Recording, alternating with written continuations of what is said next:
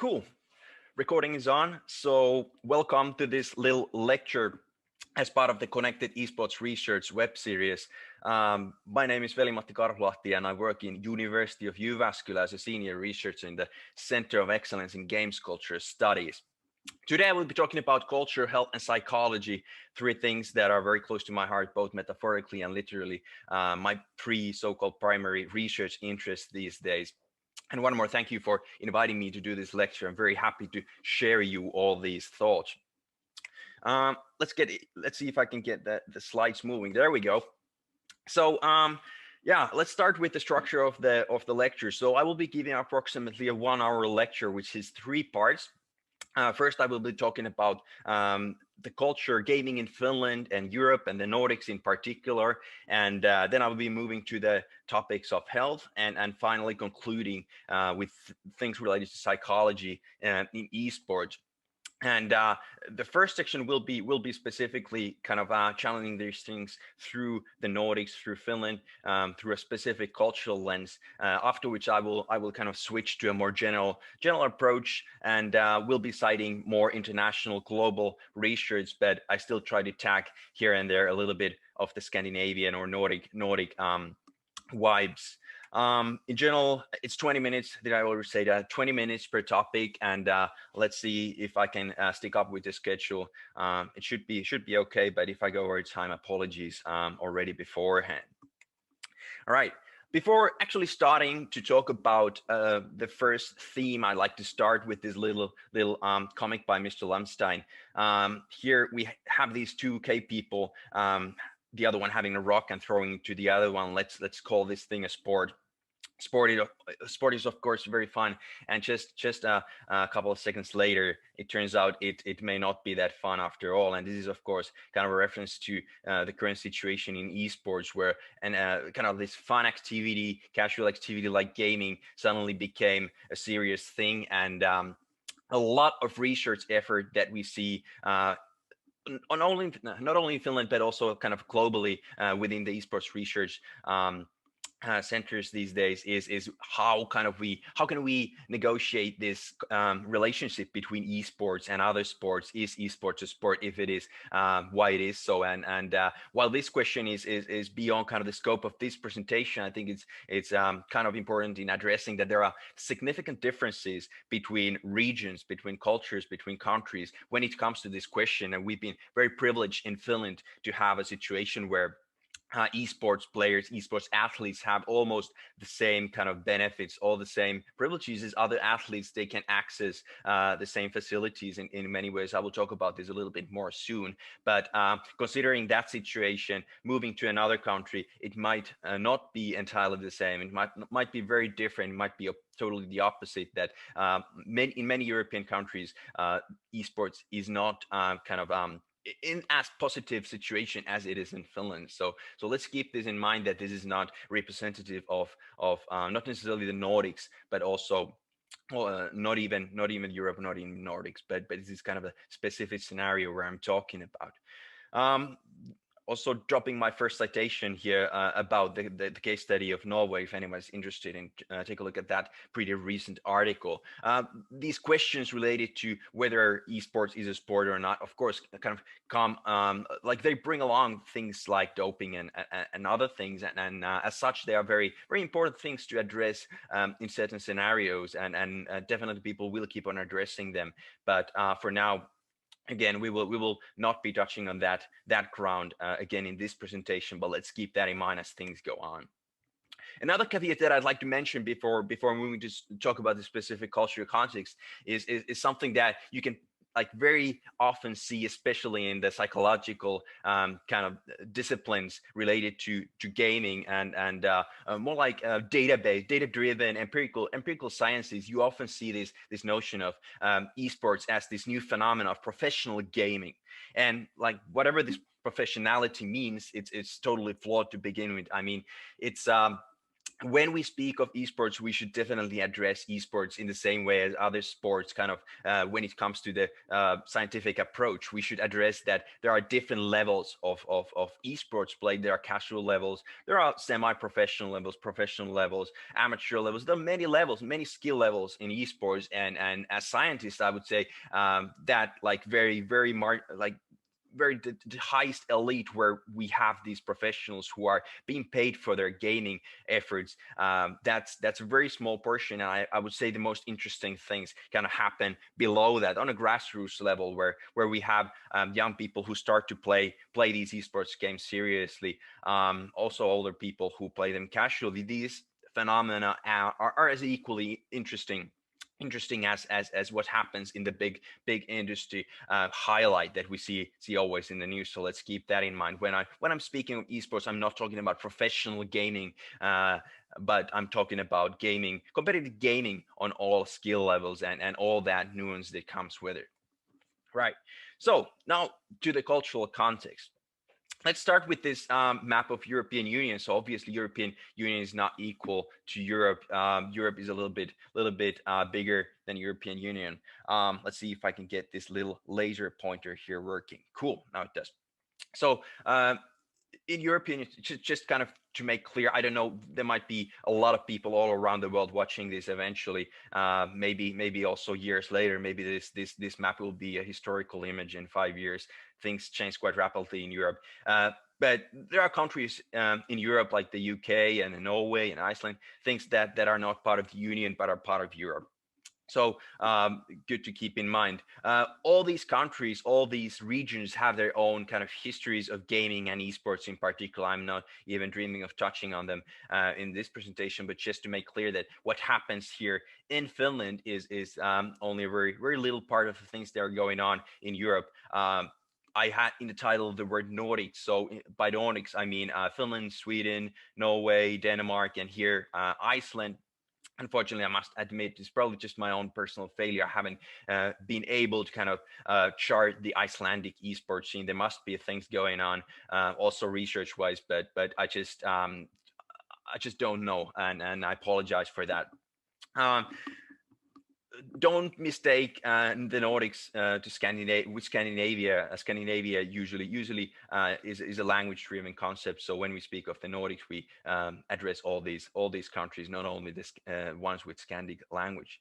Now, kind of as a context for this history and research ongoing global, Europe-wise in general, I'd like to, on the left side of the screen, you can see these words: esports research network. So last year we established this research network that aims at kind of improving the level, connecting esports research globally. It's based in Germany, but it's not a European research network. So if you're a new esports researcher, if you're interested in doing research in esports, or just interested in the research, not necessarily doing research, just finding out how things go on and go to this website. Check things out. We have a lot of people. They're actively sharing news, sharing research, sharing sources. We have libraries and all those things that people need when they want to do quality research. So take a look at that if you're interested. And very much looking forward to seeing a lot of new faces after this lecture. Right. So let's keep going to the kind of general overview of Europe before again going to the specifics of Finland.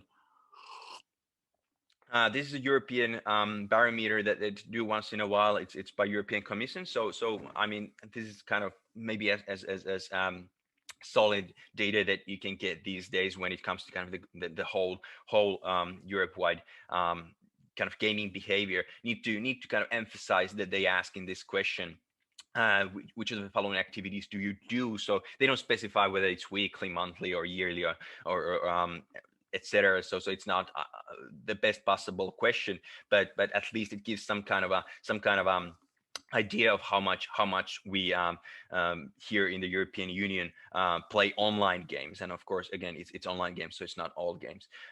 Approximately, according to these data, it's about a quarter of the European Union citizens who play online games, which is, I don't know if it's a high figure or a low figure. I was specifically asking not to do any comparisons, so I won't do that. But it seems like a reasonable amount.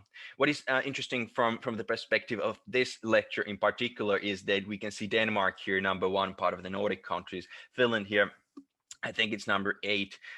So at the very high online gaming consumption rates. Also, Norway and Iceland were not listed here.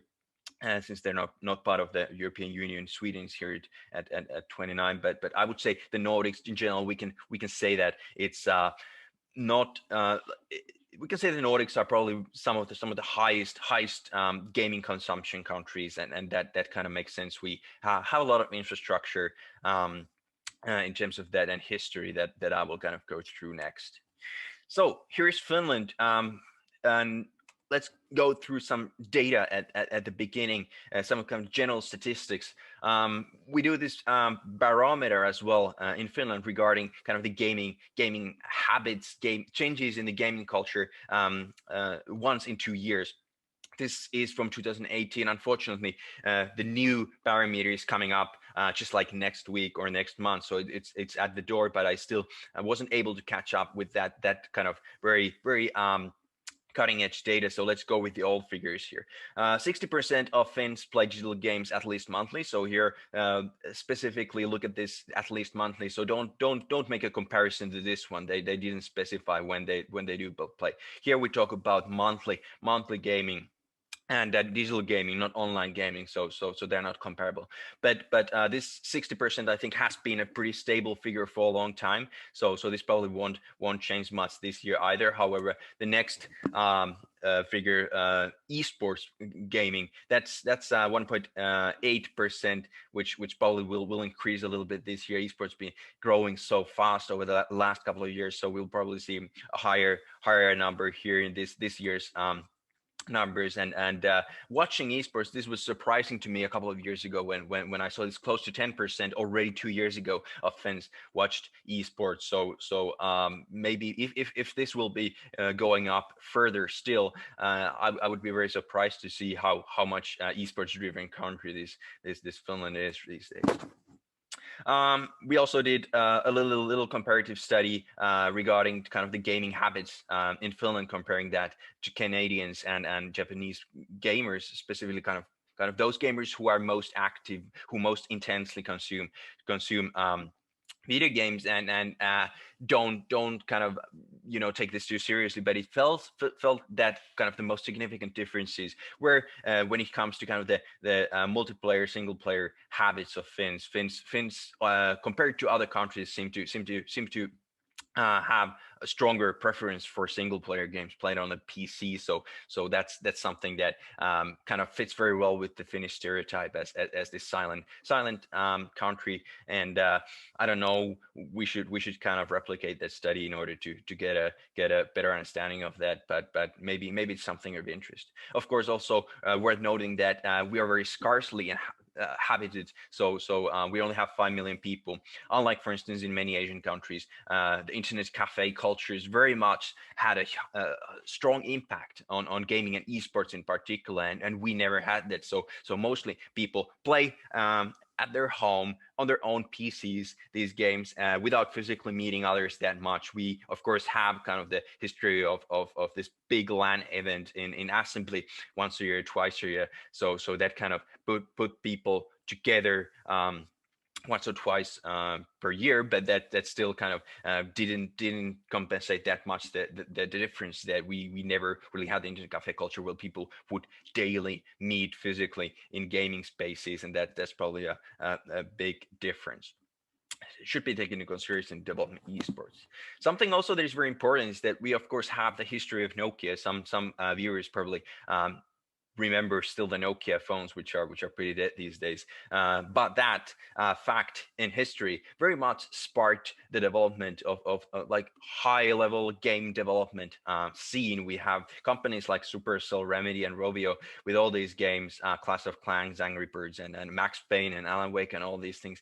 They very much have contributed to gaming and esports having a rather positive image in the Finnish, in the eyes of the Finns, popularize the newspaper articles, etc. Very much celebrate the gaming culture rather than stigmatize it. So I would say relatively Finland is one of the most kind of positively tuned countries when it comes to perceiving gaming as part of the culture due to this specific history of Nokia and success in the game development scene. Okay, so esports.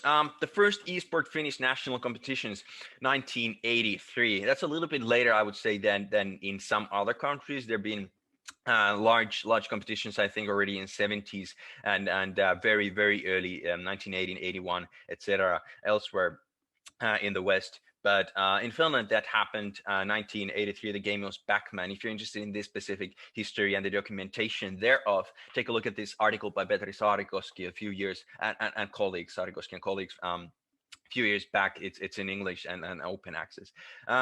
So of course they didn't talk about esports still at that point, but first kind of large scale esports. A large-scale competitive gaming event, which very much was documented in these kinds of magazine articles, and we have nice historical evidence. After that, we have many other games being played competitively as well. And as I briefly noted earlier, the assembly kind of annual LAN tournament, and they have other cool things as well. You can find that from the internet. There's a lot of information about that. It has a history of its own that I won't be able to go into that, but that very much kind of standardized this collective competitive gaming eventually then in the 90s. In 2010, Finnish Esports Federation was established. So this is kind of the beginning of official esports in Finland. SEUL, Seoul, was established, and a year ago, it became part of the Finnish Olympic Committee. So we can very much these days say that esports is a sport as any other. In addition to these little details, we can also add that it is possible to carry out, for instance, military service in Finland as an esports player. If you're a top level, if you're elite level esports player, you can carry out military service as your primary kind of occupation, being an esports player. Likewise, you can enter many sports academies as an esports player if you're high enough level. So I would say in esports, if you're a high level, top level esports player today in Finland, you are in a very good situation. In terms of your future, you have a lot of opportunities that other athletes in other sports carry as well. We also do a lot of esports research, also like starting from the very beginning of people's academic careers. I just took this list. Let me first move my image here. It feels like I'm kind of going over some text here that I don't want to do. I want you to see everything, but don't worry about the font. It's I by purpose I made it very little. I wanted to fit everything in this nice little slide, but this is a list of all esports bachelor and master theses that have been put online over the years since 2013 seems to be the first esports bachelor or master that came out, and we have a lot of that coming all the time. So young Finnish academics who are starting their careers are doing a lot of work on esports, and I very much look forward to seeing these people go into the kind of professional research field. As far as I know, we don't have PhDs yet,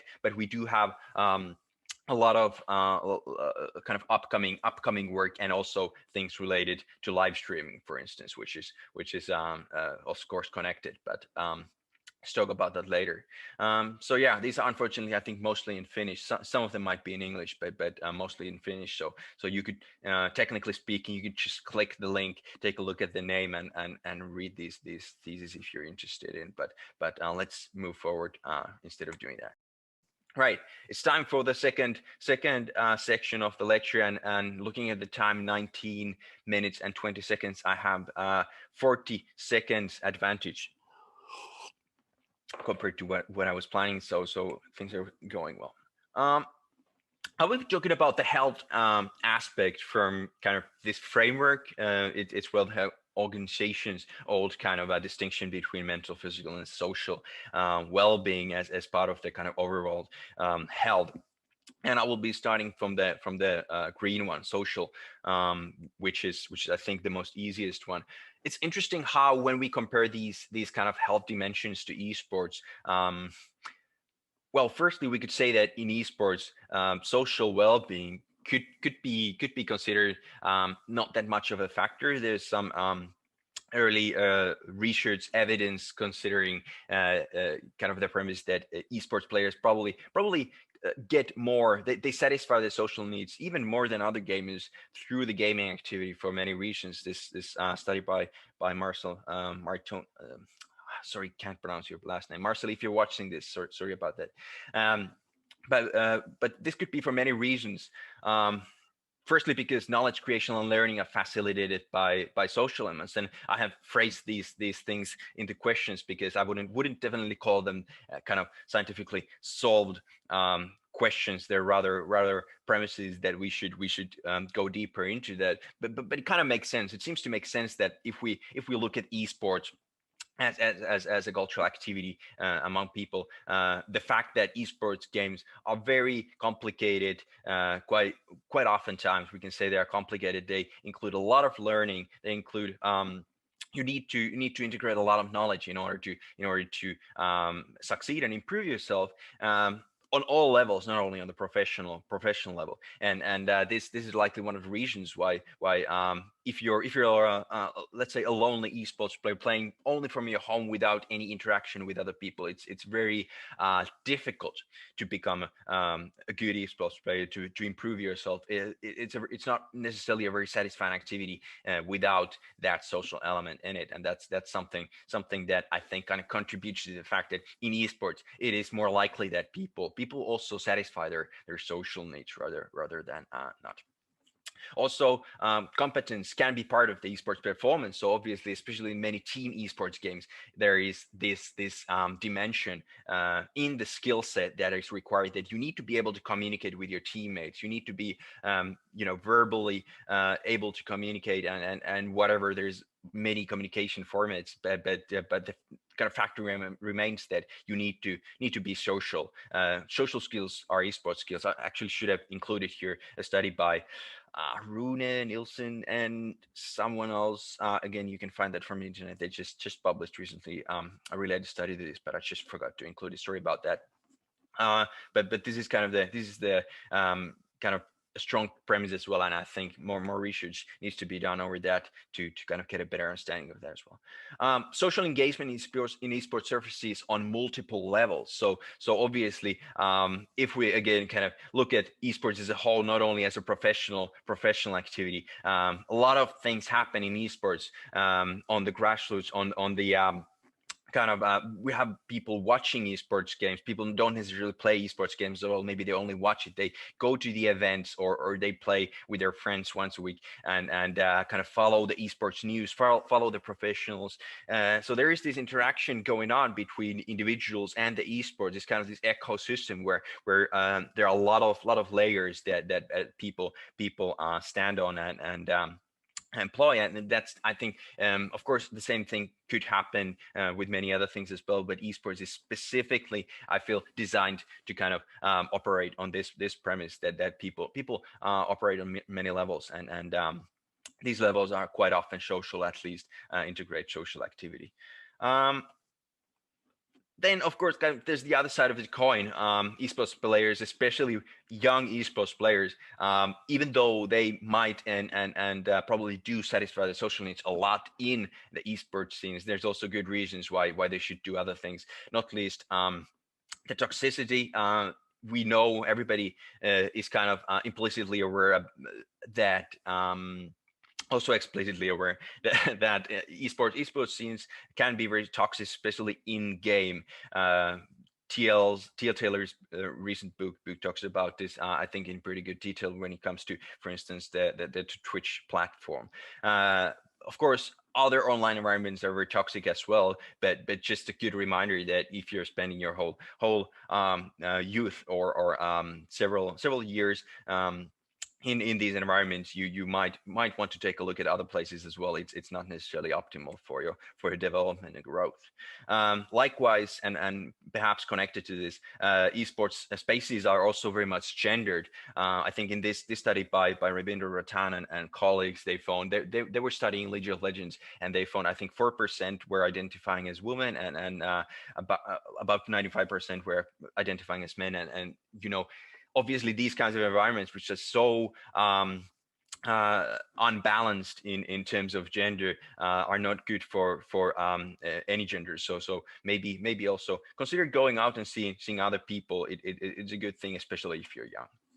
And finally, of course, there's life after esports. So people again, especially in the early years of let's say early 20s and teens, especially, might want to consider that there is other things as well as esports. So if you're spending 6 hours a day by playing esports, you might want to think about how if this life plan doesn't kind of take off, what do I do next? And by doing kind of keeping that option in mind, it might be also beneficial to kind of socialize yourself with other kinds of groups as well. Keep other things kind of on the table, and interact with other fields and other interests. Keep looking for these other interests. It's pretty good.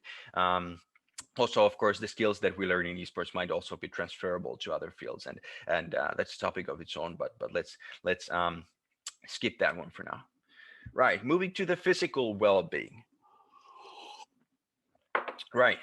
So to begin with, there are pretty good reasons to believe that esports players might be more physically active than other gamers. Not necessarily more physically active than other people, but at least compared to other gamers, it seems that esports might kind of provide an incentive for doing physical activity at least a little bit more. There is this theory by a Finnish professor, Pasi Koski, who came up with this physical activity relationship framework, according to which people who do a specific sport, they are usually also integrated in the other domains related to that sport, or the other cultural areas related to the sport. For instance, if you're watching a lot of football, it's also more probable that you're also playing football, or at least kind of interacting with other football related things, keeping your health up, and etc. Now, of course, it's currently a premise that, as far as I know, hasn't been kind of falsified or validated, but it's an interesting premise to ask. Maybe esports as a culture is such that there is this connection to sports culture to a degree that people who play esports, they want to also kind of maintain their physical activity a little bit more. I don't know if it's true, but something to look forward to in future research. We found some years ago, I think we did this original part of the data collection in 15, and at that time we found that, for instance, a lot of people who take esports seriously also believe that their physical activity and physical health in particular will also contribute to some degree to their esports performance. So this could be one good premise to look forward into. We don't know yet if that's actually true, but something to look forward. Moving my camera again, I feel like I'm on the way.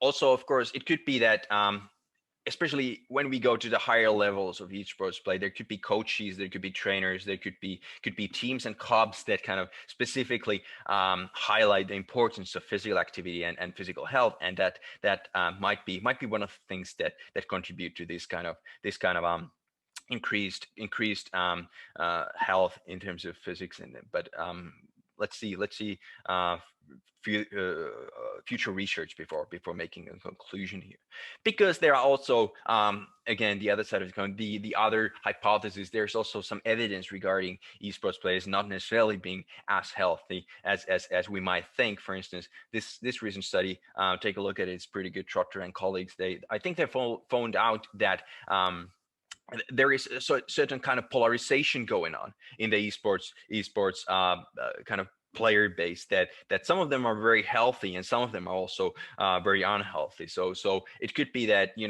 because esports is not unlike other sports, like when it comes to how much energy you consume when you're sitting on a computer. So you can actually be a very, very, very successful esports player without actually taking care of your health at all. And you can be smoking, and you can be drinking, and you can be doing all the things that kind of negatively contribute to your health. However, you can still be a very high level esports player. So there might be kind of these dynamics in the field that we don't know very well with. At the same time, I also remember.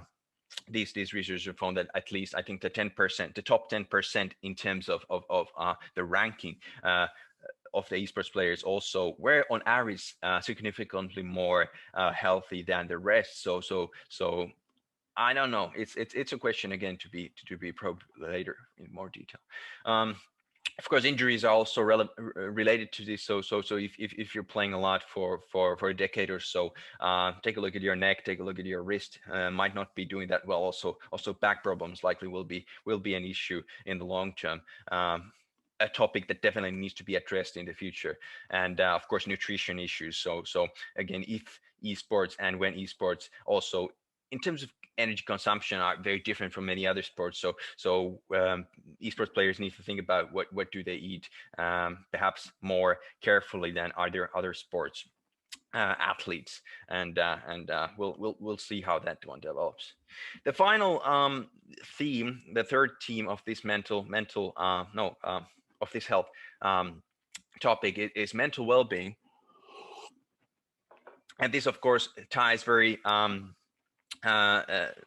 well with not very well, ties very tightly with the topic of the so-called internet gaming disorder or gaming disorder. The APA, American Psychiatric Association, included it as something for future research in 2013, and the World Health Organization a couple of years ago decided to include the gaming disorder as a condition that is related to addictive behaviors. So we now have a diagnostic manual that actually identifies this obsession with gaming, high problematic gaming as a specific item. And there is a certain paradoxicality now when we look at this phenomenon through the perspective of esports. So obviously, like these things like tolerance and high amounts of gaming that start dominating your life, they could very well be associated both to a problem and just being very committed to esports. So it's very difficult according to the current standards to identify between a player who might be a patient or who might be a champion. So somebody who's sitting on a computer 10 hours a day at the highest level, is this person having some sort of a problem with this gaming or not? I will return to this topic later on in one of the slides, but I don't want to spend too much time here. But it's something, of course, to be addressed and to be taken seriously in future research. Esports seems to serve also as an optimal learning environment. So especially, I think in this study, they found that especially MOBA esports. Do facilitate this kind of social learning. People really, in order to succeed in these games, you need to develop complicated, sophisticated strategies for learning, and that's something that kind of complicates this image between mental well-being.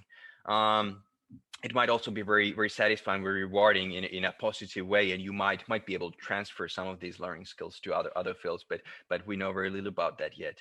Also, there is kind of this.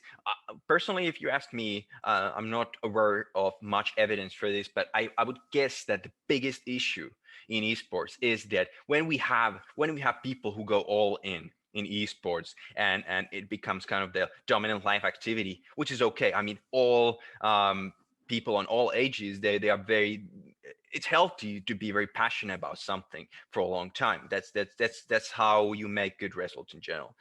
But how does that kind of align with the fact, and Anne-Mette Turhauge's paper in this is pretty good. How can we understand kind of the relationship between an individual's commitment to multiple places at the same time? So if we have, let's say, a 15-year-old who considers esports as the most important thing in their life, they want to really improve and invest on this thing. How can we even expect that person to also care about school with the same kind of same motivation? It's very challenging kind of it's a very challenging situation where the problem is not that gaming, for instance, wouldn't necessarily be addictive, but rather that how can an individual have a life with multiple balanced interests?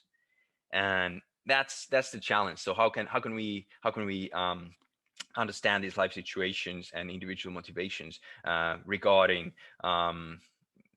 these environmental dynamics that demand people and children in particular to kind of be part of multiple things at the same time. I don't know if that makes sense, but I tried.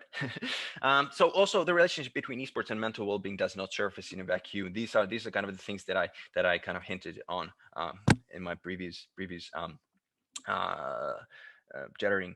So Anders Gregerson's study is pretty good at showing these multiple social roles that people have. So especially again, if we talk about young people who are supposed to operate as they are in the school, so they are pupils. They are also in family, so they are children in family, and they might also be working. You might be in working in a company. You have friends to whom you are friends, so you are committed to all these social environments at the same time, and all they ask your time on a daily basis. So how do you negotiate those roles in a social situation? How can you when your parents ask you to come for dinner and you're also committed to playing an esports game that you cannot really stop, how do these situations get negotiated?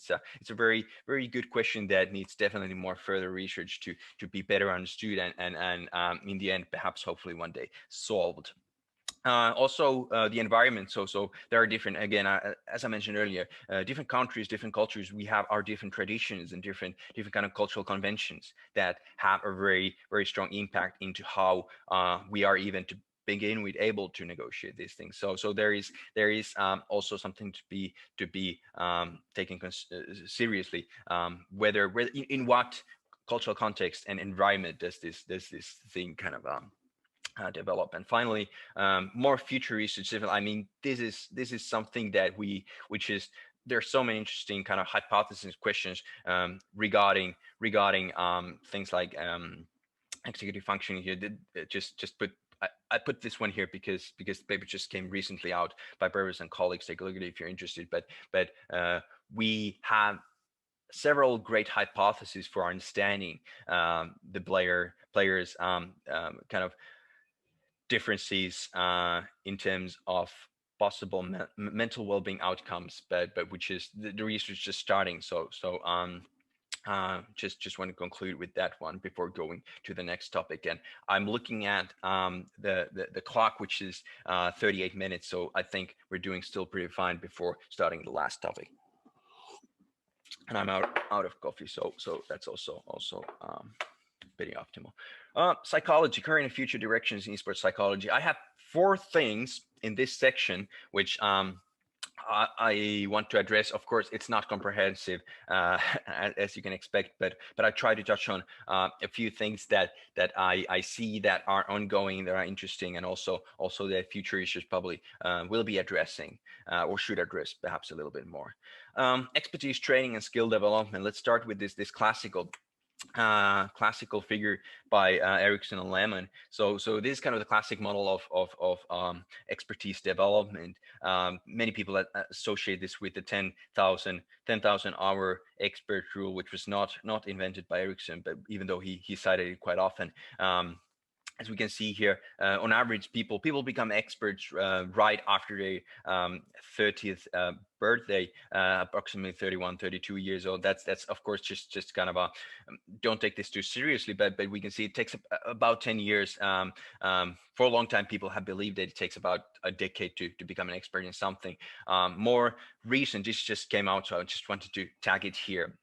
A new study by Strittmatter and colleagues. They went through 24,000 chess matches on the highest elite level, and found out that the moves start to become less optimal after 35 years. So even in a game like chess, which is not kind of that much limited by the individual's kind of a natural biological kind of aging, it seems that 35 years here is sort of a culmination point after which people start making worse moves, and all these research is going on in sports psychology, expert psychology. I think esports is very much posing new questions to these things.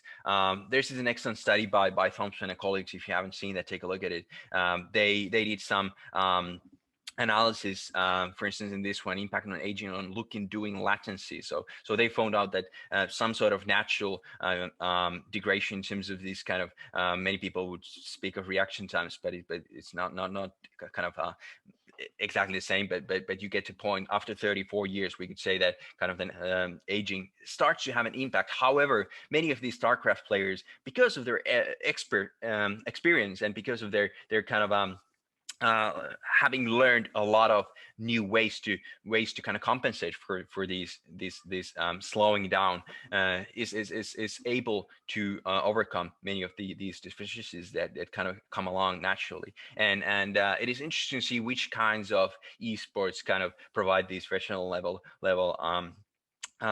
play for longer terms, and of course kind of taking into consideration the fact that a lot of new esports keep on coming all the time, and old ones, some of them might be going away. So esports kind of as an ecosystem where games not necessarily stay for as long time as other sports. It's interesting to see if for instance one esports player in one game might be able to jump to another, and what are kind of the skill sets that are required, and which one are more important than others, etc. Also attached kind of tagged here this just very recent study by Matus. Oh, sorry about these names again. Matusevsky. Hopefully I did that right.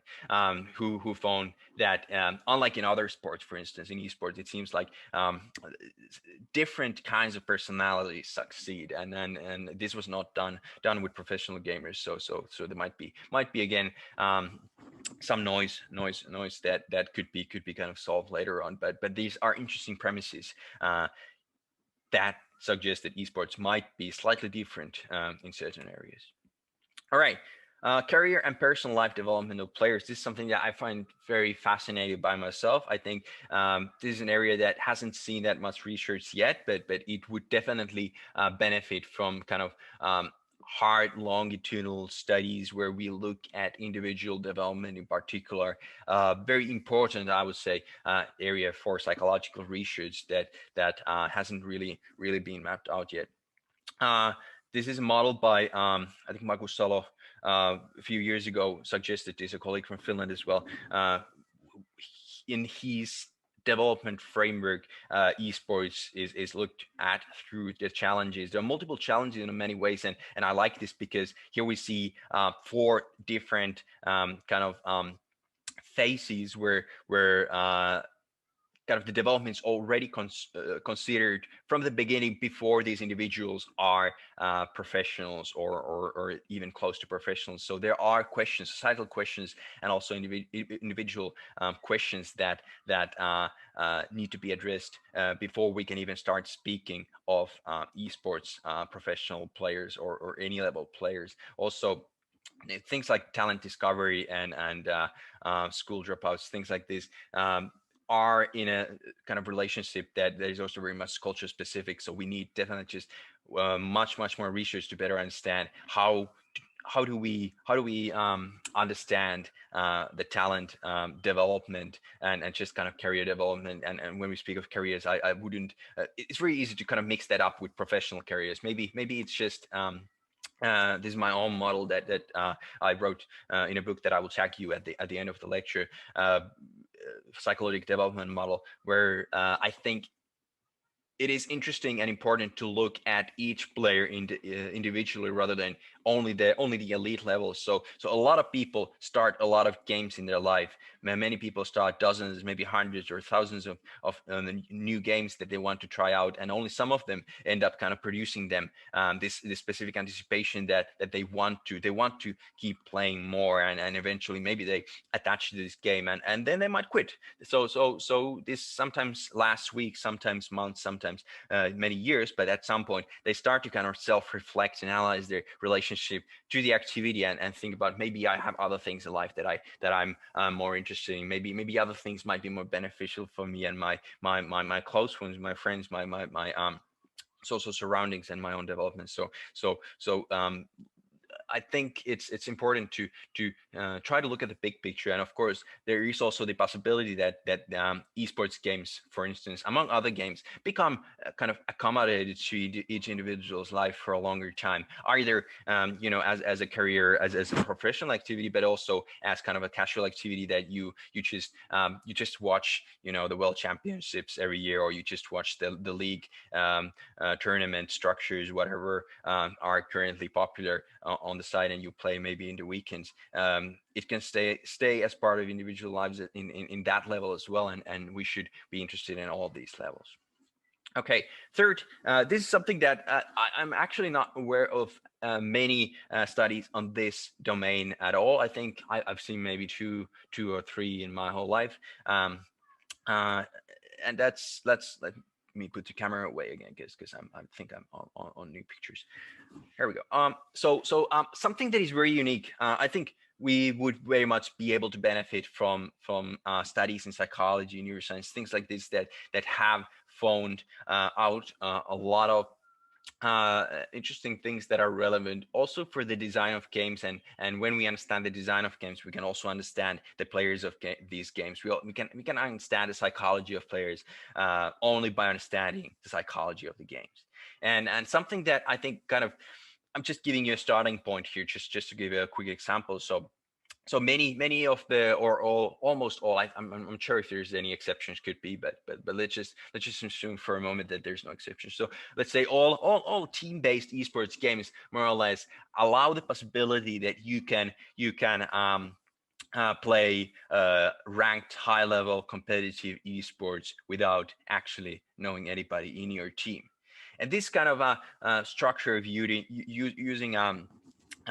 these team compositions with strangers is something totally unique to esports compared to many other sports. So you can't go play baseball, you can't go play football, or any of these things just randomly one evening you decide, okay, now we're just gonna go play a tournament, and then you just walk on the tournament to a random team. This you can do in esports, not in any other sports. And this is a very interesting kind of design element or design pattern that hasn't really surfaced in other sports, and it makes esports highly interesting in many ways. And I give you one example. Something that is known in some esports is this thing called the 30-40-30 rule, which means that because of this specific random structure, you lose 30% of all the games you play, because you have multiple players in your team who you don't know. Maybe they disconnect. Maybe they just have to catch a bus, and they just stop playing. Maybe they just have a terrible day, and they just fail all the time. And even if you're the best player in the world, you will not win that game. So you'll basically lose at least 30% of the matches that you play. You can have the highest win rate you can have is approximately 70%, because of these design factors. And the same works the other way around. You also win at least 30% matches that you play, because of the same thing. Sometimes your teammate just has an excellent day. Sometimes somebody's just very much succeeding carrying even though you are not doing that well. And the other way around, in the opposing team, somebody might just disconnect or something. So basically in esports, you win about 30 to 70% of all your games. And why is this so? Why has this kind of standardized? It's a good question. Why has this standardized as this kind of basic element in esports design, and the reason is I think very fascinatingly in the history of neuropsychology. So Jack Boxnet, who found already way before this quote that in the animal kingdom the same thing applies. So when, for instance, rats have this playful fighting, it's this rough and tumble play. Here we see big rats and small rats, and unfortunately in rat fighting the size matters quite a lot, and bigger rats end up winning the smaller ones all the time, 100%. But because there is something integrated in the rat, in the animal brain, that we don't like playing, we don't want to keep playing if we just lose all the time, which is kind of natural if you think about it a little. We don't want to play if we lose all the time. So what happens is that the bigger rats basically let the small ones win 30% of the time, because that's kind of the sweet spot where, okay, if I win 1 out of 3 games, then I can keep doing this. I can lose 2 to get the satisfaction of winning 1. And these kind of mechanisms we can see many of them. I unfortunately don't have the time to go through them here, but we can see such design mechanics in esports games, and we could kind of learn from that. Also, well, there's many prospects I could open up, but let's keep going. I have 9 minutes left to the next section, right? But you get the point. So this is kind of the last section regarding kind of this future ongoing directions. And as I promised, to talk a little bit about mental health and addiction discourses in one more slide more. Let's go through them here. And I give you an example because I think this is likely the most fundamental, the most important thing to consider if you're interested in understanding this question and understanding kind of the possible future solutions to these paradoxes that are currently at the very center of psychological esports research. This is an image from Natasha Schulz's book Addiction by Design, which concerns gambling, not gaming, video gaming or esports gaming, but gambling. And this is an illustration drawn by one of Schulz's qualitative interviews, where a person who was very much addicted to gambling draw an image of her life, and as you can see, this image is a circle. It's here at the center. We can see the person playing a gambling machine, and then the life is circling around it. There's nothing changing, nothing is moving. Day by day, day after day, the person goes from here to here to here, but everything that is in the mind is gambling. And if you win, then you gamble more, and if you win, you gamble more. And this is kind of the stable, never-ending situation where you're, as they call, in the zone. Now, what about esports? Could we say that this is an esports player here sitting on a gambling machine? I would say no. We have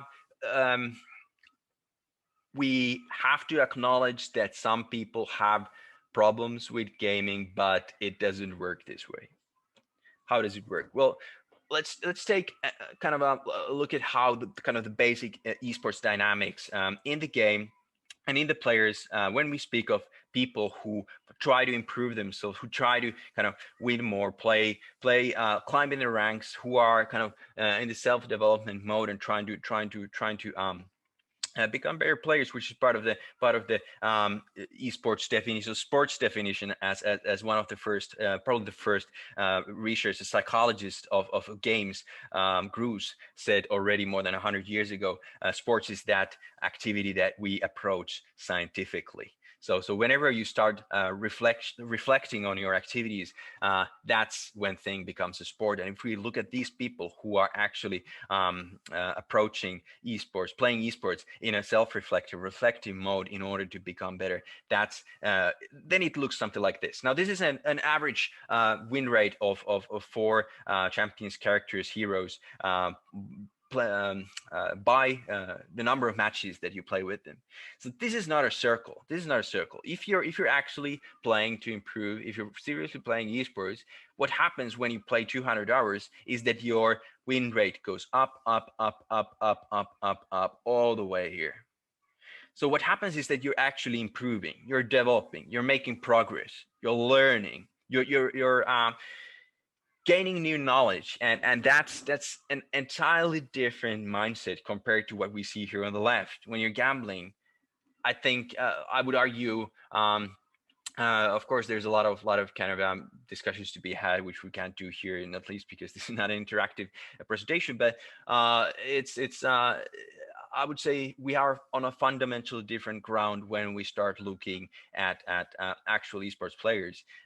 What happens is development and progress, and yeah, you can. I didn't remember to put the quote here, but it is also from my book. So if you're interested, take a look at more. But I think this should be the starting point. So how can we understand kind of the psychology of mental satisfaction that comes out of development, and to what degree could that be healthy and unhealthy, and be transferred to other areas of life? Is it okay to like developing oneself in one area to this degree, and what are the limits?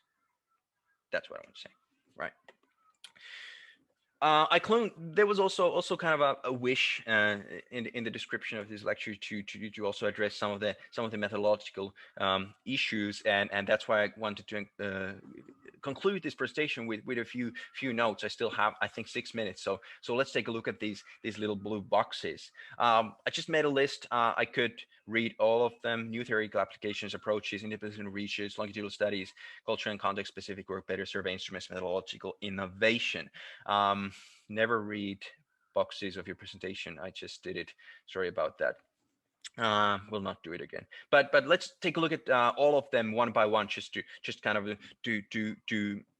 let's consider this kind of guidelines for people who are just starting esports research. What should you think about? Because this is something that I very much have failed myself, and I know a lot of people around me have failed as well. So if you're a new researcher, just maybe at least think about these things before collecting, for instance, data. One important thing is to ask yourself, what do you expect to find? So we have several theories, approaches, frameworks that already exist. So before you start doing a survey or doing interviews or doing ethnography or whatever, just think a little bit before. Why am I doing this? What am I expecting to find? And is that expectation somehow in line with what we already know? Or is that totally new stuff? Why are you using that method? So if you're taking a survey, why are you creating a survey? Why are you not doing interviews? So there are these questions that will definitely help you to do better quality research if you think about them before you start doing your work and not after that. Sometimes your work is also explorative, and that's okay. So then you don't necessarily have very strong premises, hypotheses, or theories that it would necessarily kind of connect to immediately. However, acknowledging and being aware of that fact that you're doing exploratory research is already a very good start. So then you know that you don't know. Right, methodological innovation. I just have this thing. I mean, we all know self-report survey research is very much a dominant approach, methodology maybe, especially in psychological research and in esports as well. But it's also worth kind of trying out different things. I would say I put qualitative here like this because I mean it's not always usually never useful to have this binary quality and quantity stuff, but in general, I think it is good to think about also what are the other methods that I could use. Is there benefit from expanding, triangulating maybe my findings? I could still be kind of expert in one thing, and I will keep doing that. However, I would also like to test this with other means, and maybe on the way learn a little bit about other methods that's useful for everyone. Open data. So this is kind of, I mean, we are 2020. We are living through the open science revolution. Think about already before you start working, how can I share my data with others? When I have done my analysis, published my work, it's out there for everyone to learn about. Here is my data. How can I share my data ethically? How can I share my data in a solid way that will allow everyone to kind of make further use of my data. It's valuable. It's a lot of work to collect good samples. So how can I make sure that everyone will benefit from this work and credit your work as much as possible, because you made a lot of work. Don't waste it by keeping it in your closed safe or wherever you're storing the data. Also, replication. I'm not aware of any replication studies so far in esports. If somebody knows, just send me and tell me I'm wrong. But I think it's a high time to start replicating some of the fundamental studies that or findings that we have done. It's a very important thing that is not being done in esports research that much or at all these days. So also try to make sure before you start doing your research that how can other people replicate this. It's a simple question, but it's worth addressing. We'll pay it back multiple times if you address all the details well enough at the beginning of your research. Then you make sure that other people, if you make a significant finding, other people can go and double check. Do the same thing again and make sure that it's a correct finding. Cross-cultural stuff, very important. Make sure that your work, if it's culture specific, it might not apply. The findings might not apply to other countries. So might we worth addressing these issues either in data collection or in the analysis and use teams. It's research is taking a lot of time, effort, and money. Try to collaborate with others. It's very difficult to do work alone. Culture, context, and context specific work. I already touched on this, but the minimum thing that you can do is learn about other countries. So read research, read work that has been done elsewhere, read third-hand sources, whatever you can get. We are living in the internet age. There's a lot of sources that will help you learn about different cultures. It's very important to kind of be aware of our own limitations based on our own cultural background, for instance. And that's something that every researcher in the world has to do this. And it's worth the investment. Also consider cultural differences in your analysis. So when you have your findings, I already probably thought that, but think about, is this specific to the data, to the kind of cultural context where the data comes from, or is this something that we can generalize? Simple question, important question. Establish global networks. Another reminder for the esports research network that I mentioned earlier, just go to esportsresearch.com, or was it net? I don't remember. Just double check that. And build networks. Send email to people. If people are doing work that is related to yours, send them email and ask for comment, ask for help. People are generally kind and very open for collaboration, and it's not much. It won't hurt by trying to connect, work with other people in other countries. This may not always be easy to start actual work collaboration, but it won't happen if you don't try. Please do that. Just send me an email right after seeing this lecture and ask, let's start working together, and maybe it happens, maybe not, but at least you try. That we all need to keep on trying. Collect data from other countries, again, if it's possible. I know it's not easy. It's definitely not easy to collect data from outside for where you are located. That takes time, that takes effort, and that takes sometimes also extra financial resources. But that's also why a lot of people don't do it, and that's also why a lot of people do not kind of meet the quality criteria that we often would consider relevant for validating findings. So at least think about that. Better survey instruments. It's like, I can't address this more, but the world is full of instruments. We just went through content validity analysis of 2030, maybe 30 game addiction instruments, and none of them really pass the test. It's like we have so many instruments that just don't necessarily operate the way that you think based on what the name is. So just before using some for instance a survey scale, just look at the items and see what the item says. Does it make sense? If it doesn't make sense, maybe there is a better instrument somewhere. Take a look at it, and you will find that most of them are very much available. So definitely worth putting a little bit of attention here. Longitudinal studies.